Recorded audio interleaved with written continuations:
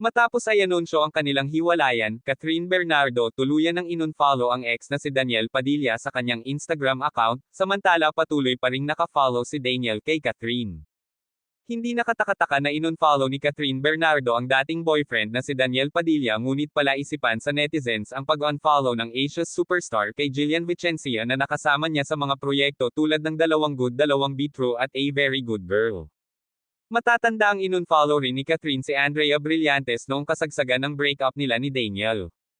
Ang tanong ng netizens ay kung may kinalaman rin ba si Jillian sa breakup ng Katniel o nataon lamang. Napansin rin ng netizens na inunfollow rin ni Catherine sina Liza Soberano at Julia Barreto. Kamakailan lang naispatan ng mag-ex na sina Catherine Bernardo at Daniel Padilla sa kasal ni Robbie Domingo at asawa nitong si Mikey Pineda.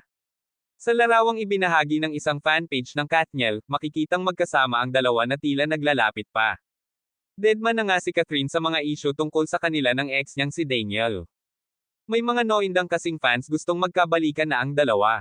Mas nakafocus ngayon si Kat sa paglalagalag, sa mga galon at kung saan sa ang company na magpapatibay ng kanyang mental health o inner peace. Mapapansing walang ibang ginagawa ngayon si Catherine kundi ang makipag-bonding sa kanyang pamilya at mga gala. Walang dodang ini-enjoy ni Catherine ang social life kasama ang ilang mga kapamilya personalities gaya ni Piolo Pascual na nasa selfie shot. Deadman na rin si Catherine sa sasabihin ng tao. Masisilip ang iba pang mga larawan ni Catherine na nagpapakita sa masayang company sa piling ng kanyang mga mahal sa buhay.